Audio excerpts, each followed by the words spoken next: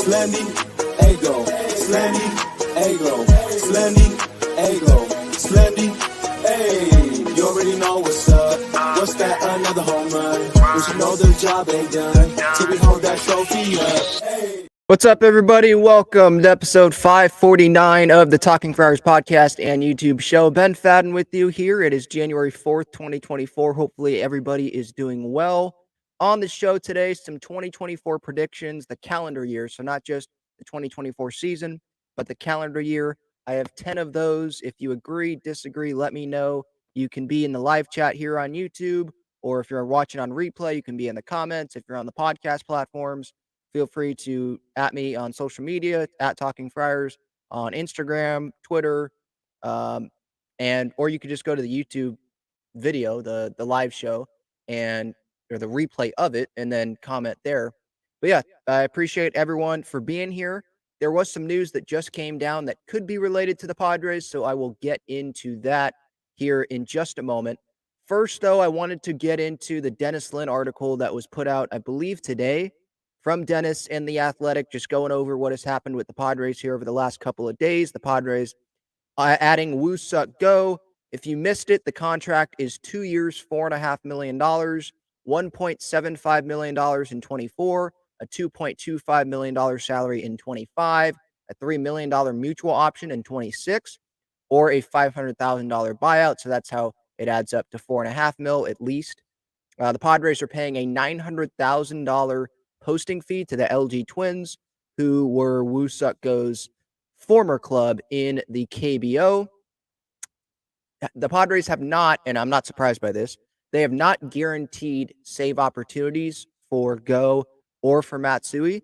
Robert Suarez, according to Dennis Lin, and I think according to just, regular, probably smart thinking Padres fans, Robert Suarez is the favorite to handle the bulk of the ninth inning duties, as Dennis Lin puts it. He's the one with the experience in Major League Baseball. He has experience pitching in those high leverage situations as well in Major League Baseball. So that's not a surprise there. 139 saves, a 2.39 ERA for Woo Suk Go in the past 5 seasons. 25 years old, big ground ball pitcher, mid-90 fastball, has touched 98, curveball, cutter.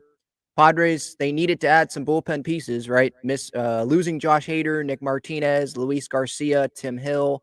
And so they've added Johnny Brito, Randy Vasquez. Both of those guys, by the way, according to Mike Shildt, they will get an opportunity to fight for a spot in the rotation. We know Michael King's going to be in it, but he grouped those guys together. So yeah, King is guaranteed is what it seems like.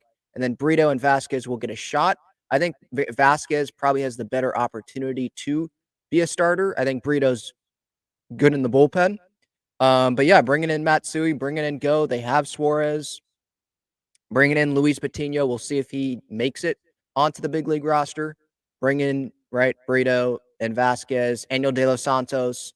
And then you add that to the guys that are here. Morhone, we'll see if he can be healthy. You got Cosgrove, got Steven Wilson.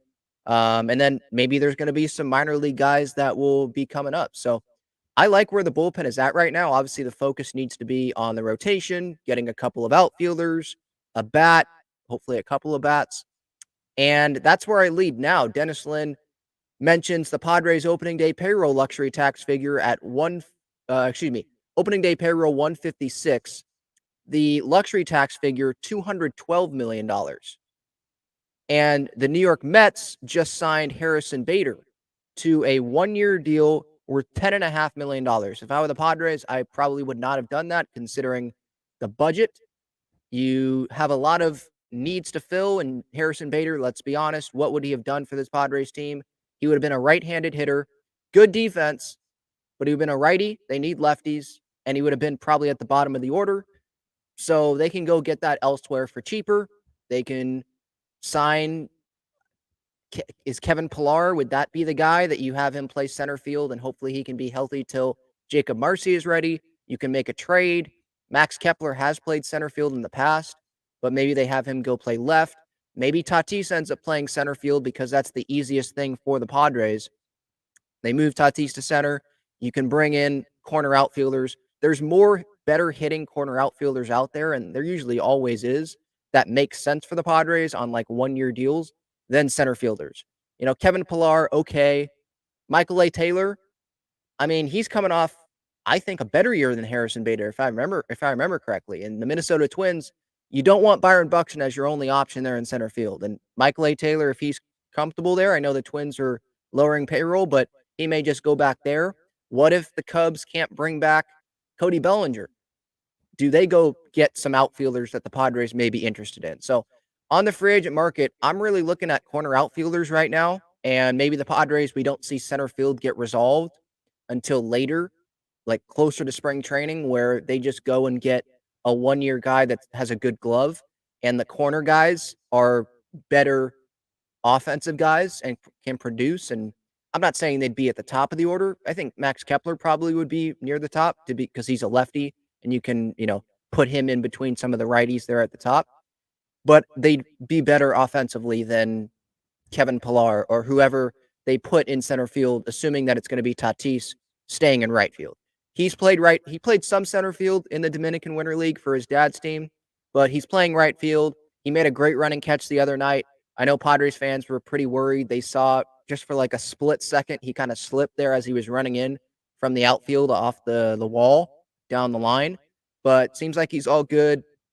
There's no reports out there that health-wise he's not good. And I think he is getting close to ending his stint there in the Dominican Winter League for, I think, Estrellas is the team that he's playing for there. So, look, Tatis, they have Azokar and Cal Mitchell. I guess that's the outfield right now because that Atlanta Braves AA guy that they acquired, I don't think you're putting him in there, putting him in left field. Like, that's really what the outfield is. Remember, Taylor Colway, he, I think, is with the Mets as well. By the way, I was not expecting Harrison Bader. I'm not surprised that he got 10 mil from someone, 10.5 mil, but I wasn't expecting it to be from the New York Mets. I mean, don't they have Brandon Nimmo in center field? I guess you need someone to play left field. Maybe they have Nimmo slide over, or they have someone else play one of the corners.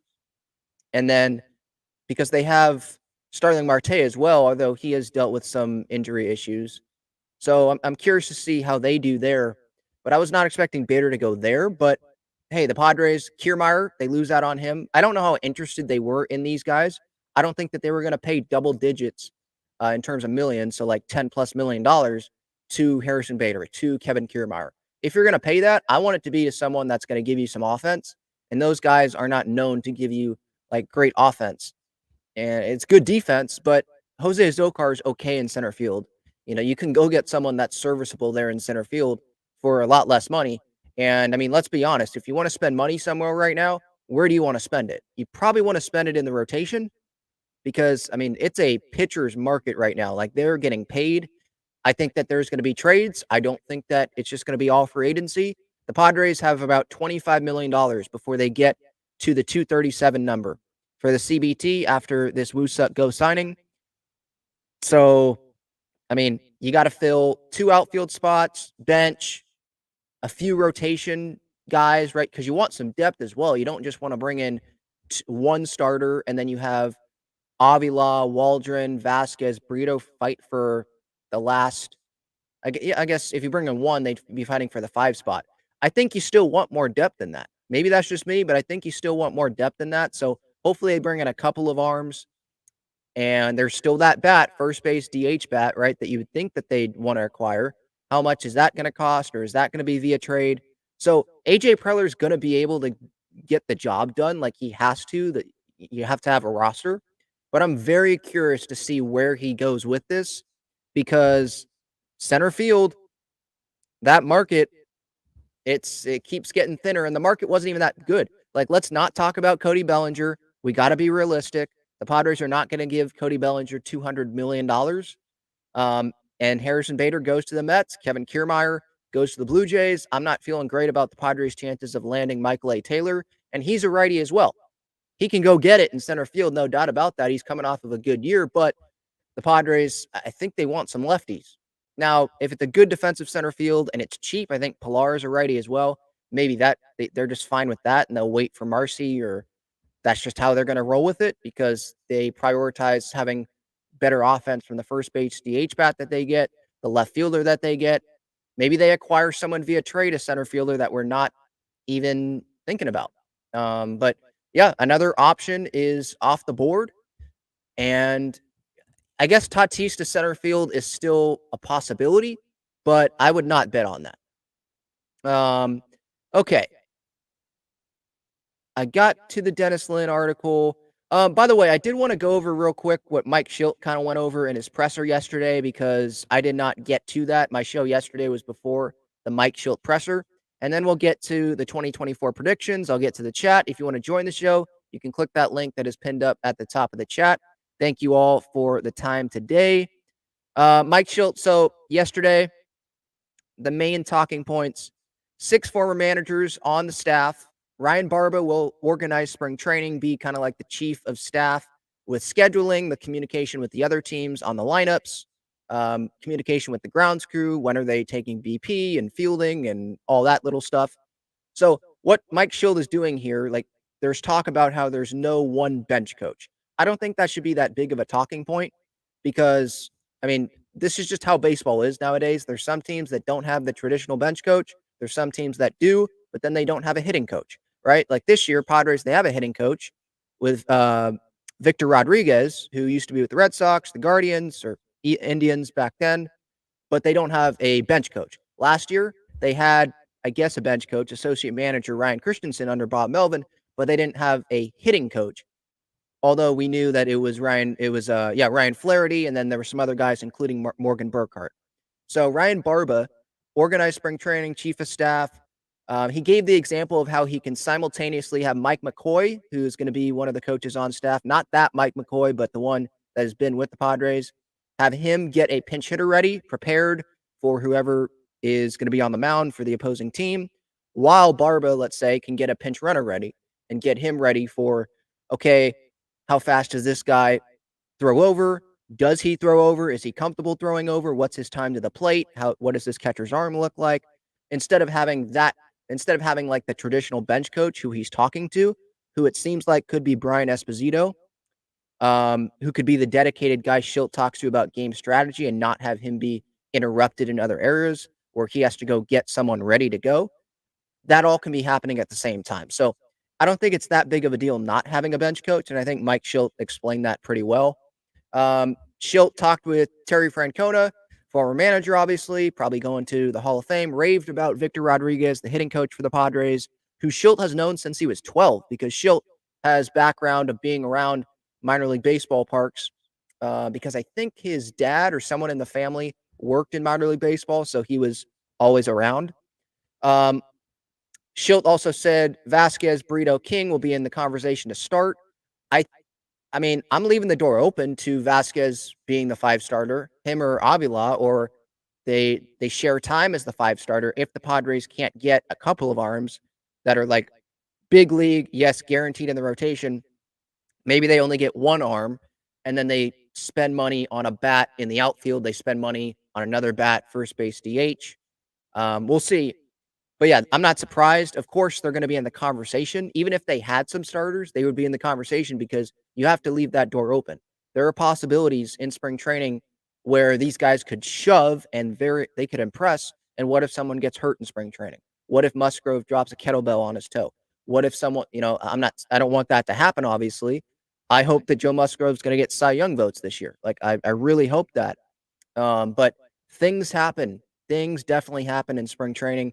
Or it could happen in the offseason. Someone could get hurt today during a workout. So you just never know. You can never have enough pitching. I remember Jesse Agler. He came on my show. He was the first guest I ever had on this show. Maybe some that for some reason you were listening to me back then when I didn't really have an audience, but this was years ago, 2021. I didn't have like this YouTube show. It was me recording Jesse Agler on my phone and recording it, I think, to my laptop, or maybe it was my iPad, but it was definitely not this. Like I've advanced for sure with this show. But in that interview, this was when Mackenzie Gore was still on the team. I think maybe he was just debuting. And I was talking about needs for the Padres, and you can never have enough pitching. And that always stuck in my head. You can never have enough pitching. Oh, we're good on pitching? No, we're never good on pitching. it may seem we're good on pitching, like for the bullpen for example, it seems like we're good there with the bullpen, but the Padres should still add some depth arms that could pitch in AAA El Paso, just in case.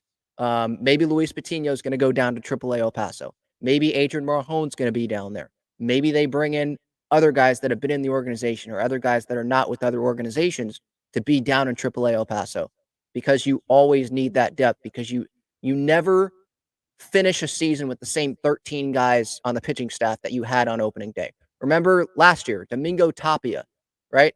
How long did that last? And Ray Kerr coming up and down. There's injuries that happen. Steven Wilson gets hurt, and then Tom Cosgrove, he ends up pitching pretty well at times during the year. Like, just different guys. Robert Suarez had the injury, and then he comes back, and that affects things. So you can never have enough pitching. And then obviously in the rotation last year, Waldron was pitching some games. Avila was pitching some games. Jackson Wolf made that start, I think, in Detroit. So you can never have enough pitching.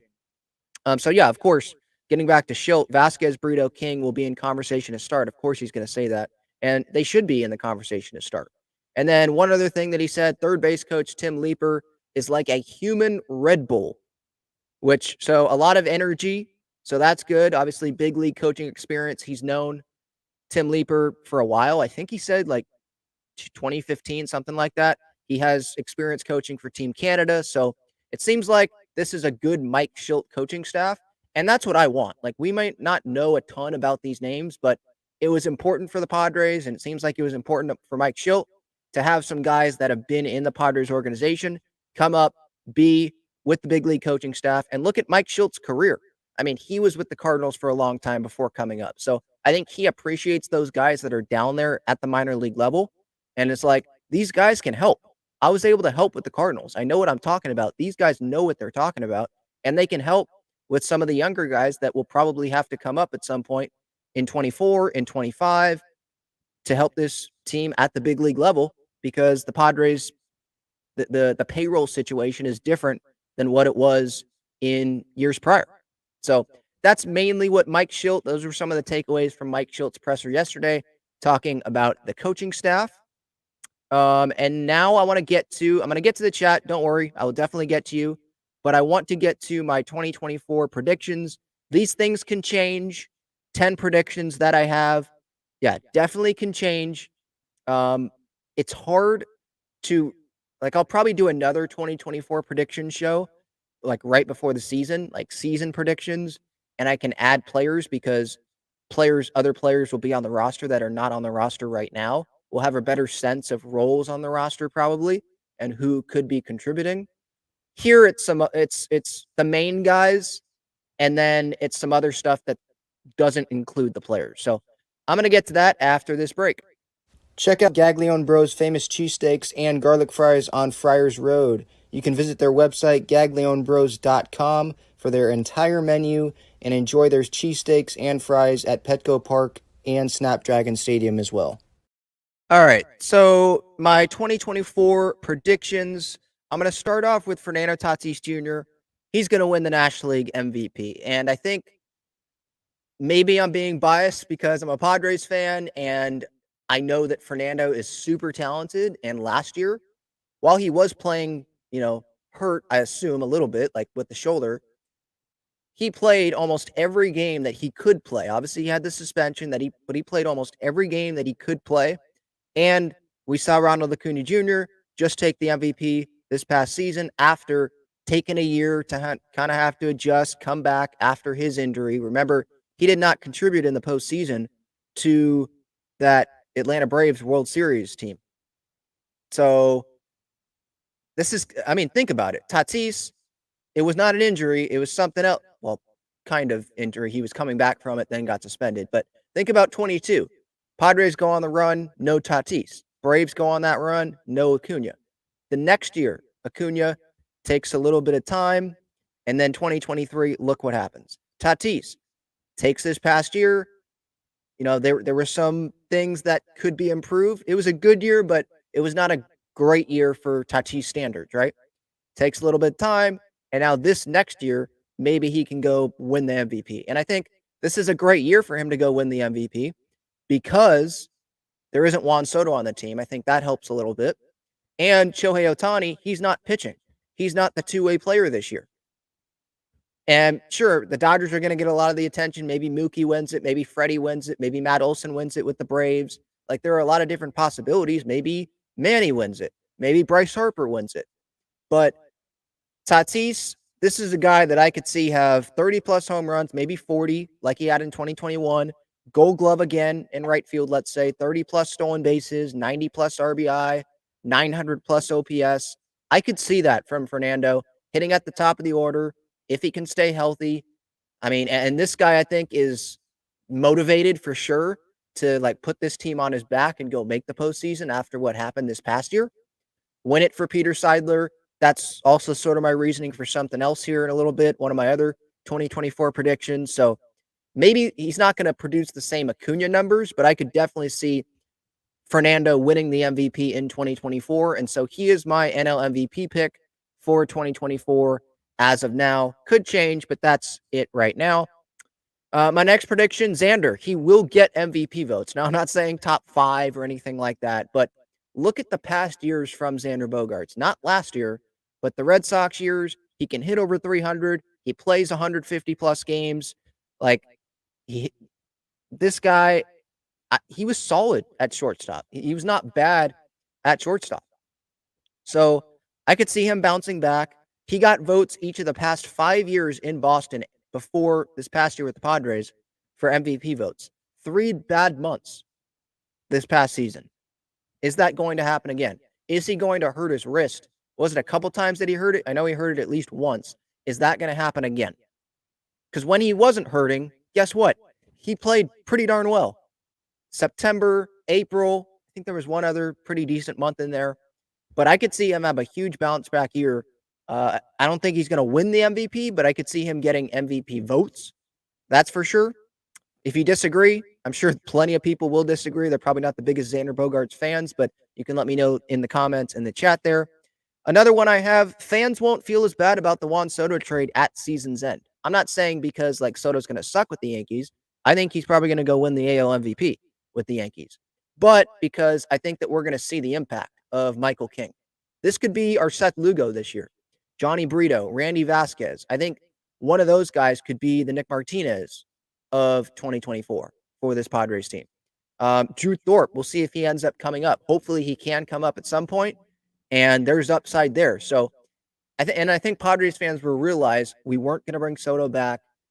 We can still win without Juan Soto. If we make the postseason without Juan Soto, and these guys can help that, I think that, yeah, fans won't feel as bad about about the Padres having to trade Juan Soto for financial reasons to create more flexibility so that they could build more of a complete roster. I get fans are going to be pissed off about it right now, and fans probably will still be pissed off about it because of the what if. What could have happened if Soto was still on the team? But you wouldn't have had Michael King, Johnny Brito, Randy Vasquez, Drew Thorpe. Remember Kyle Higashioka as well. Let's not forget about that. What if Luis Campusano gets hurt? Higgy could have a huge role for this Padres team. Even if Campy doesn't get hurt, he could have a significant role for this Padres team there as a valuable guy for Campy to learn from, and as well for him to be playing and give Campy some days off. Sorry if you hear that in the background. That is a washer that is moving, so I apologize for that. Hopefully you're not hearing that too much. My next one, 150-plus games for Manny Machado. I think this guy is as hungry as any of these Padres players. He is probably pissed off from what happened this past year. He is pissed off that the Dodgers got Ohtani, Yamamoto, all these guys. Glass now, they're getting all of this love. And I understand why they're getting all the attention. But I think he's pissed off, obviously, that they missed the postseason. And I think he's pissed off, looking back on it, or at least he should be, about the team's performance when this was Peter Seidler's last year as the chairman of the team this past season, before he ended up passing away. So I think he has a chip on his shoulder, motivated, and he has not got to the World Series with this Padres team. And he knows this is one of his prime years left on this contract, and he wants to win one for San Diego. He knows that he will be a legend in San Diego if he can go win a World Series for this city. No doubt about that. He's already loved by the fan base, and I think he's really motivated. And And he's someone that can play 150 games, even hurt. Like most guys, oh, I'm going to go on the IL for a few weeks. We saw it in 22 when he had to put the team on his back. I'm not saying he's going to have as good of a year as Tatis. I think Tatis can have a better year, but I think that Manny will probably get MVP votes then. If he has a really good, if he plays 150 plus games, I think he could have MVP votes.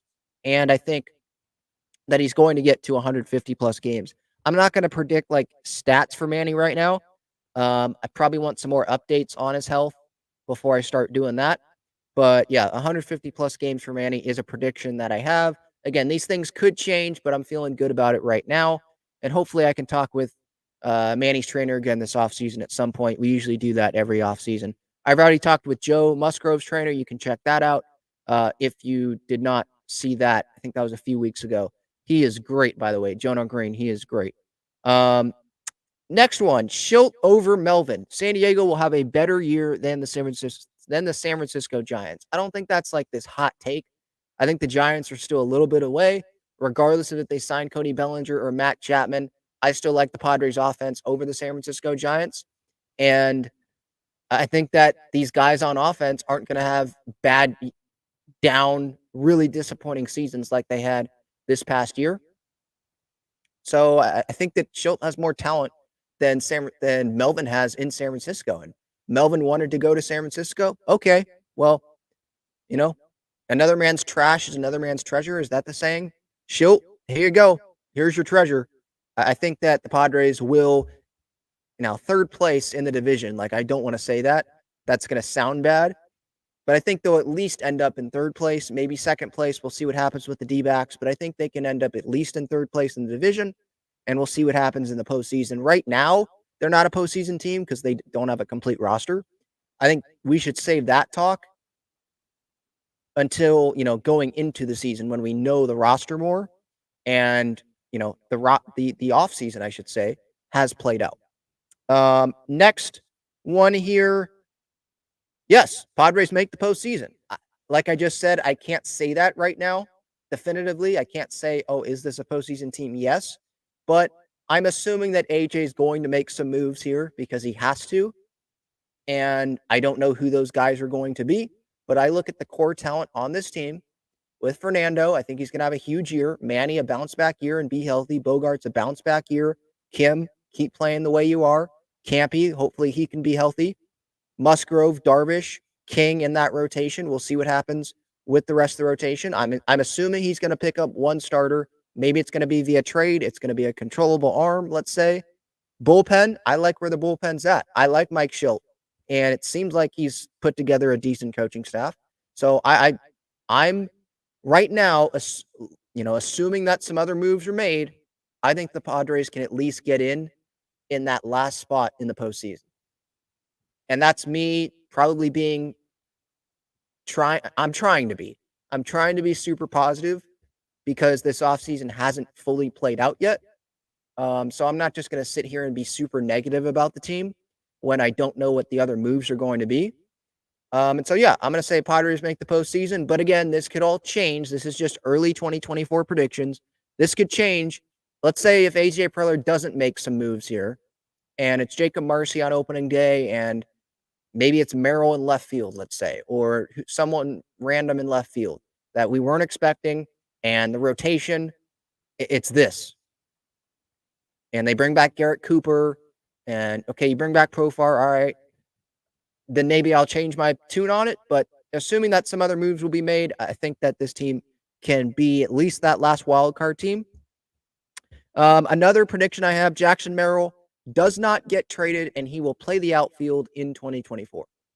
Not saying he's going to play the outfield full time. I think he's probably more of a utility role guy when he comes up. I want him playing every day, but you can still play almost every day while switching around different positions. I mean, you want to keep Manny healthy. You can have him DH a little bit. You want to keep Tatis healthy as well, but I think he's going to play the field a lot.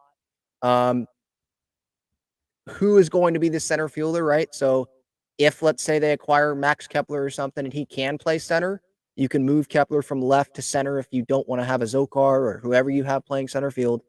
You don't want Marcy playing center field every day. Matchups, you can have Kepler play center. You can have Merrill go play left. because he has played some left field. Nathan Martorello was talking about that on the show the other day. So I think Merrill will come up. He will not get traded, and he will play some outfield for the Padres in 2024. AJ Preller hot seat articles will come out. I don't think that's a hot take, but that's one of my predictions for 2024. He has to be on the hot seat. I think he's already on the hot seat. And he may, if he talks to Ben and Woods or some outlets, some media outlets, and they ask him about his job security, he's just going to say, I'm not worried about that. And I'm just trying to construct the best baseball roster possible. And I like our core players. And I have a good relationship with Kutsenda and Grupner and everyone else. Like, I'm not worried about that. I can't be worried about that right now. But I mean, this is a fact. Like, he has to win this year, right? Now, we might have different versions of like the level of winning he has to get to, but he has to win this year. He has to make the postseason to keep his job, I think. And maybe that's too low of an expectation for us to have, but we don't know what the rest of the roster is going to look like. We don't know what the rest of the rosters of the other National League teams are going to look like, right? So, I mean, yeah, you've been to 2 postseason appearances, and one of them was in a short season where in the postseason your pitching fell apart because it wasn't healthy. 2 postseason appearances, and you've been here for what, 9 seasons? This is going to be his 10th year.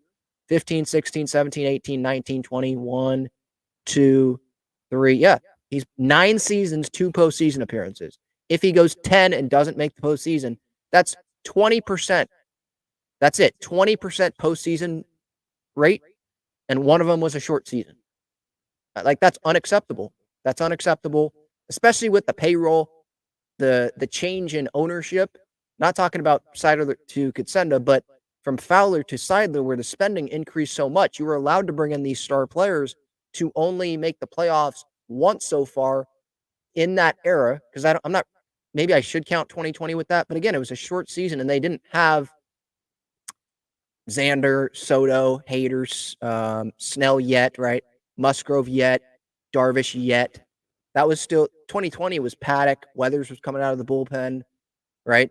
So, and Paddock, they didn't even trust him to pitch in the postseason. It was Craig Stammen pitching in Game 3 of the Wild Card Series and having this epic bullpen game that somehow Jace Tingler, like the best managing performance he ever had, somehow was able to navigate through the Cardinals and win that game.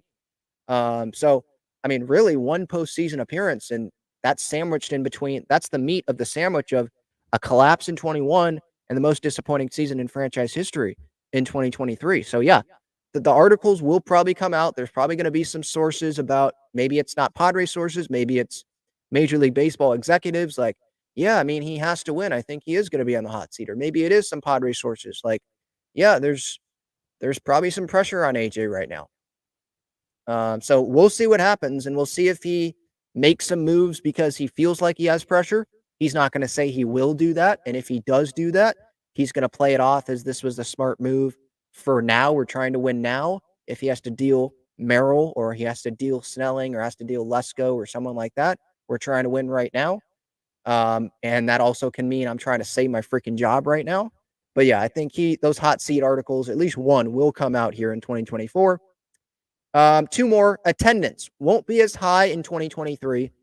3,271,554 was the total. I looked on ESPN. That was the total for Petco Park attendance this past year. Padres fans showed up, no doubt about that. I mean, you deserve applause. No doubt about that. Absolutely deserve the applause. Credit to you. This team in 2023 did not deserve to have that many fans show up with the way that they were playing, and then players admitting to quitting and saying that they needed urgency, and then later saying, no, we're not desperate, and kind of like flip-flopping, and guys admitting that they didn't have enough urgency at the beginning of the year, and the GM and the manager hate each other. Like, a lot of things happened where they didn't deserve all those sellouts, but Padres fans showed up. I don't think it's going to be that high. The average attendance last year was 40,389. I'm not saying that Padres fans are going to, make it go back to 2017 or probably 2016, 2018, maybe even as well, where it's a Tuesday night and it's like half full. I have pictures on my phone of those crowds, and I have pictures of the crowds. And, probably, how old was I? I have a picture on my phone, I think, with my cousin, Jacob, at Petco Park maybe that was like 2009, 2010. I forget, but it was not packed ballparks for sure. Yeah, it was probably not. Maybe it was not. Maybe it was like 2011 then, 2012, but it was not packed ballparks, obviously. I'm not saying it's going to get to that level, but I think it's going to be hard to top 2023. So it's not like a a uh, a negative towards Padres fans in 2024. It's more of a good job, Padres fans, in 2023. Like, how much better can you get attendance wise than what it was in 23? There's not as much hype in 24 for this Padres team, I don't think, than there was. I mean, last year, going into last year, was the most anticipated, exciting season going into it, right? In probably Padres history. Obviously, I'm not as old as some people that are listening or watching this show. So I wasn't there to experience going into 98 or going into 99, other seasons like that. But I mean, there was so much excitement. Just look at FanFest last year, right? I don't think it's going to be like that attendance wise. I think Padres fans are going to show up. I think that they can get to over 3 million fans for sure. But I'm not saying that, or what I am saying is I just don't think it's going to get over that. Like, that's just that's a high bar to get over. So hopefully you get what I'm saying there. And then the last one, Ha-Seong Kim, this will be his last year in San Diego. I don't think that is a bold prediction. I don't think Jake Cronenworth's going to get dealt. Although Dennis Lin just Dennis Lin, he did say in his article that the Padres, and he's already reported this, I believe. Where is it? The Padres, they've indicated a willingness throughout the offseason to listen to trade offers for Kim and Jake Cronenworth. I don't think Cronenworth's going to get dealt with that contract. I just don't see it. And with Kim, maybe he gets dealt. Well, guess what? It still fits that this is his last year with the Padres. 2024, he's on the team right now in 2024. This will be his last year. So whether he gets traded or not, if he doesn't get traded, I think he's going to go somewhere else and get paid the Dansby Swanson contract if he can perform again like he did last year. And, or if he gets better, maybe even more than that. He's super valuable, but the Padres have made their bed and they've got to lay in it now. And I just don't see Ha-Seong Kim being here past 2024. We'll see if he is here all season long. We'll see if he gets traded this offseason. It seems like he's not going to as of now, but a lot of things can change. So, yeah, I mean, maybe there's a team out there that will give the Padres that high package that the Padres are going to be demanding, and rightfully so, for Ha-Seong Kim, because they don't want to pay the free agent prices for any infielders that are left. It's not that strong, right? Unless I'm blanking on some infielders. It's not very strong. And 1 year, $7 million for Kim. I think teams would love to have that right now. And I think those teams would probably have a better shot at extending Ha-Seong Kim than the Padres would right now, because the Padres it just doesn't make a lot of sense for the Padres financially. Other guys that are on the roster, like, it makes sense because of the player Kim is, but you know what I'm saying. So those are my predictions. Tatis MVP, Bogaerts will get MVP votes. Fans won't feel as bad about the Soto trade at season's end. 150-plus games for Manny in 2024. Shildt over Melvin. Padres make the postseason. Merrill does not get traded. Play some outfield. Let's see. Preller, hot seat article will come out, at least one. Attendance won't be as high as 2023.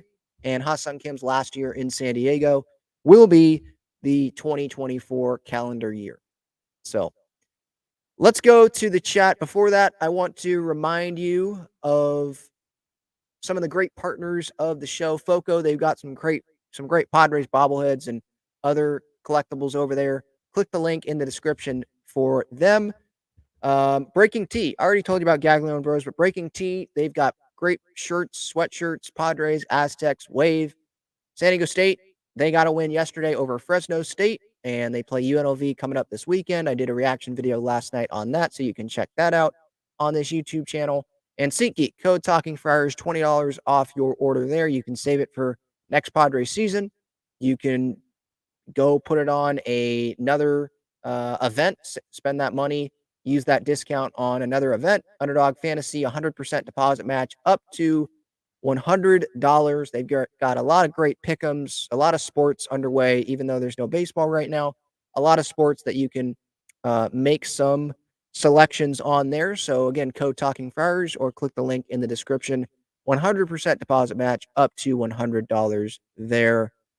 Let me check social media here just to make sure that there's nothing I am missing. As for the not Tommy Pham, he's a free agent. I guess he's an option for the Padres as well, but he's going to want some money. He would start. I mean, you want a starting job. We've got 2 outfield spots open, so we'll see. The Harrison Bader thing. Andy Martino says Brandon Nimmo is not being moved permanently off center field. Bader will obviously play center field when he's in the lineup. So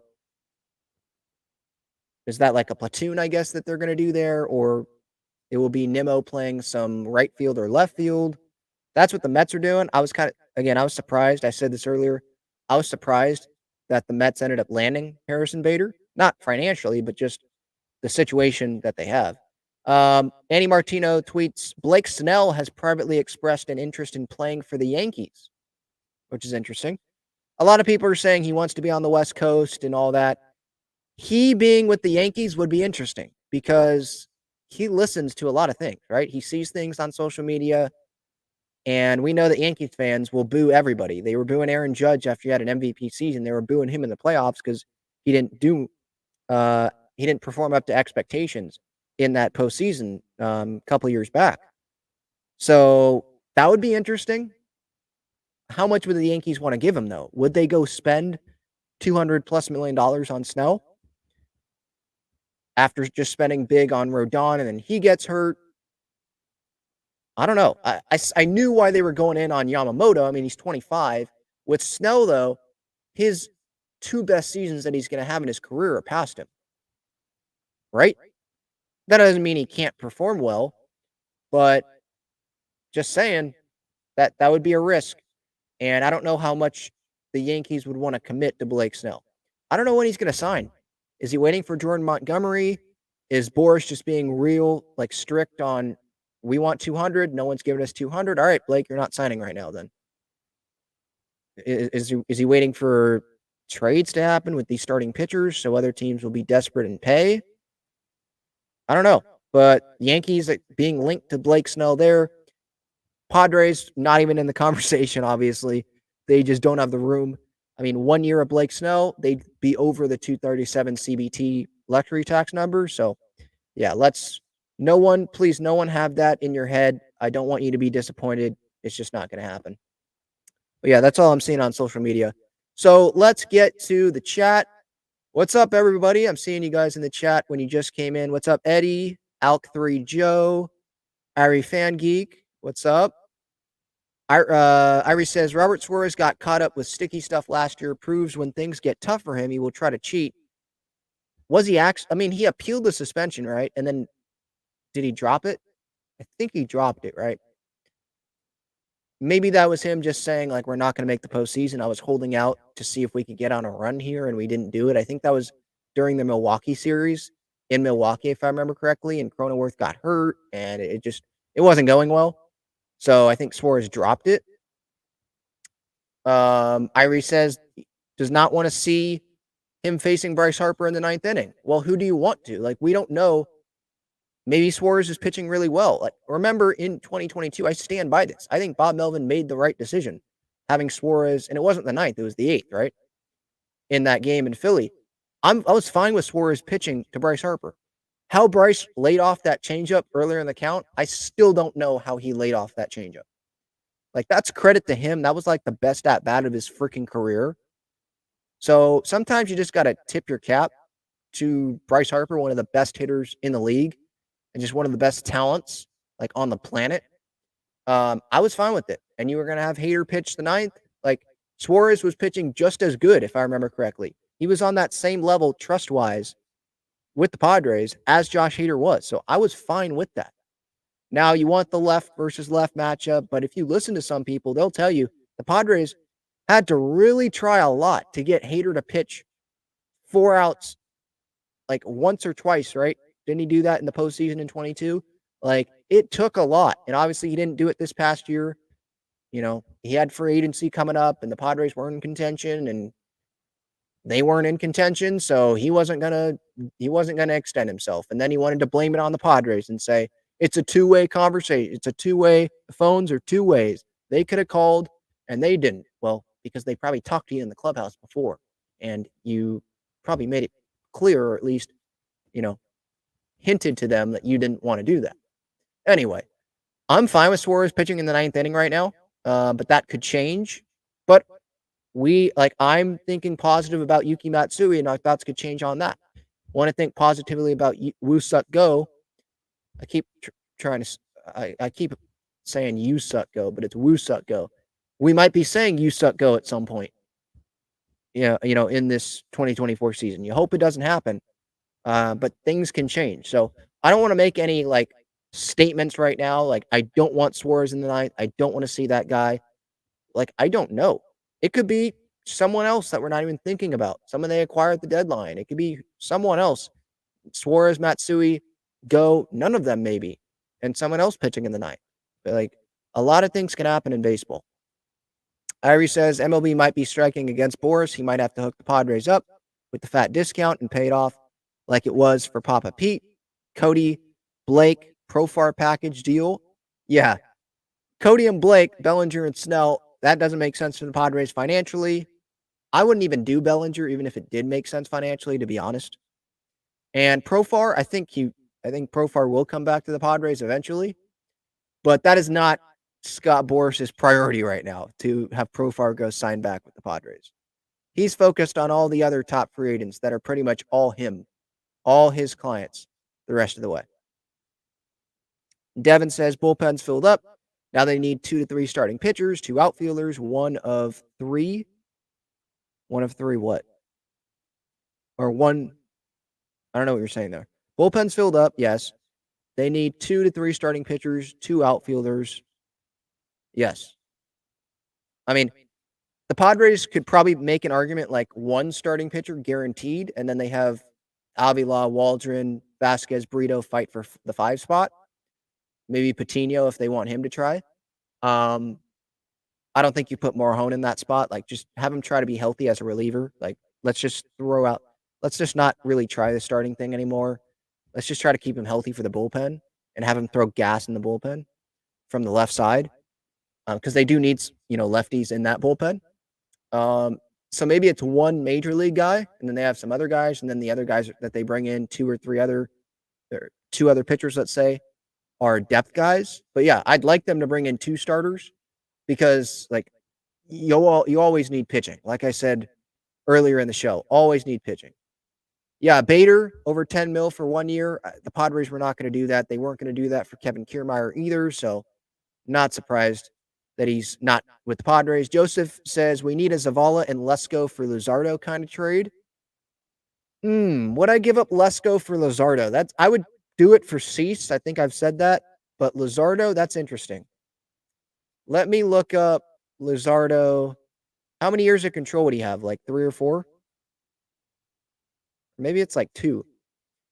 Okay, last year had a 3.58 ERA, had a 4.1 WAR, 200 plus strikeouts, 178 and 2/3 innings.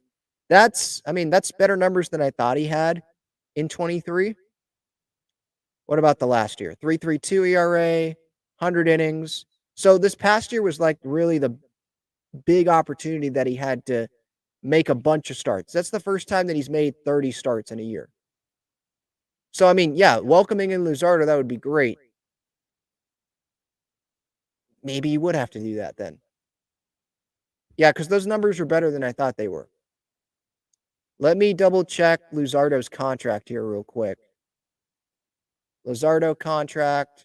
And he's not making really any money, so that obviously helps. 3 years of control. Estimate, less than $6 million would be the salary for 24. He's going to be 26. I'd probably have to think about it. I would prefer...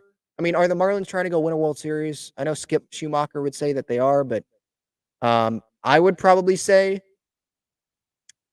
give up Iriarte or Mazer, and then you give up Zavala there, those 2, and then maybe give up someone else. Cease, I would do it.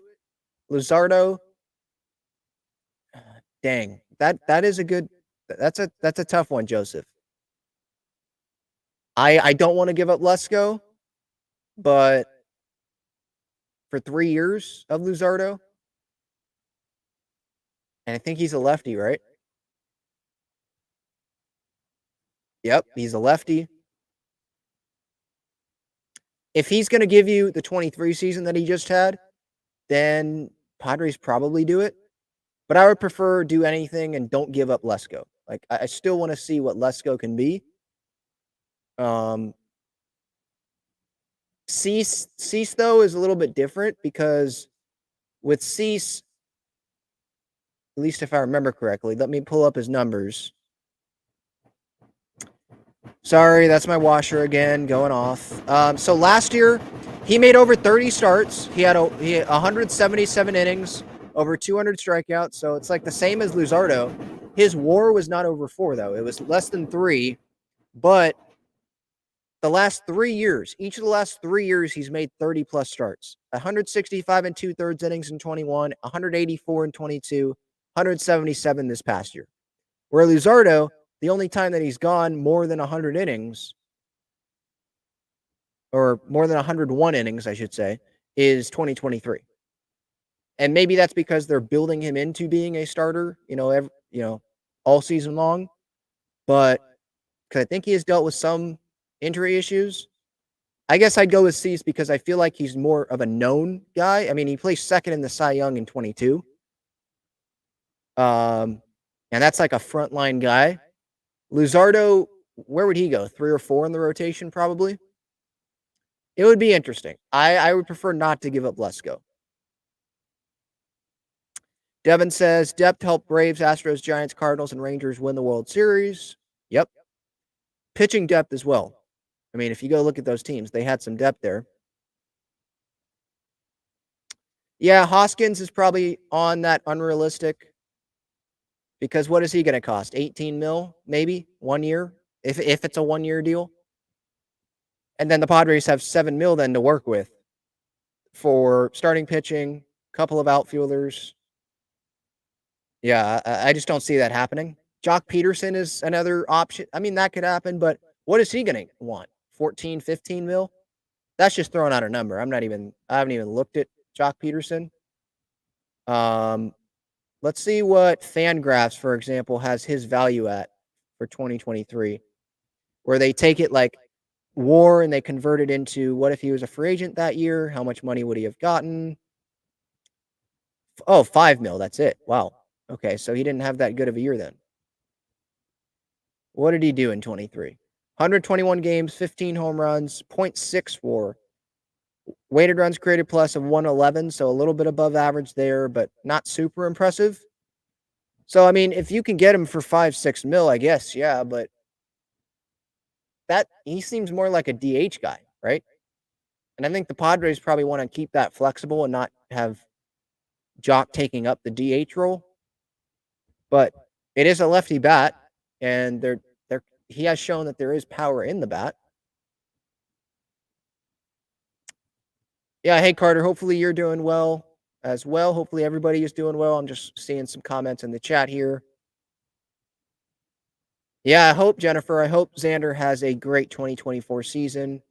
When do pitchers and catchers start to report?